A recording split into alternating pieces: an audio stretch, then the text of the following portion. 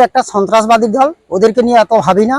আমরা মানুষের দরবারে দুয়ারে দুয়ারে যাচ্ছি, ওদের নির্জল আচরণের উপর আমরা কোনোদিন কানও দিই না।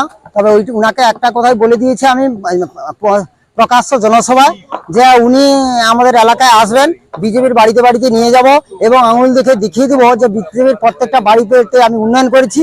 তাদের বাড়ির সবাই উদ্গ্রীব হয়ে বসে আছে আমাদের ভোট দেওয়ার জন্য। আমরা এই শান্তি শৃঙ্খলা নিয়ে ভোট করাবো, এটা নিশ্চিত। আমরা নৈশিরপুর 3-টা লিড করবো। তবে অভিজিৎ গাঙ্গুলি প্রসঙ্গে আমি একটা কথা বলি, উনি মমতা বন্দ্যোপাধ্যায়কে কিনবেন বলছে, কত টাকা দিবে।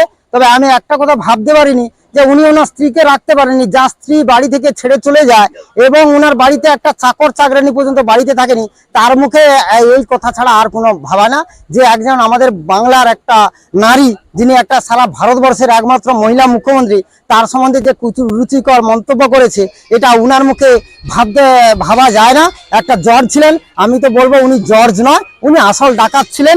বিজেপির কাছ থেকে কোটি কোটি টাকা নিয়ে উনি বিচার ব্যবস্থাটাকে বিক্রি করে দিচ্ছেন। তবে উনি জিততে পারবেন না, ওদের হার নিশ্চিত।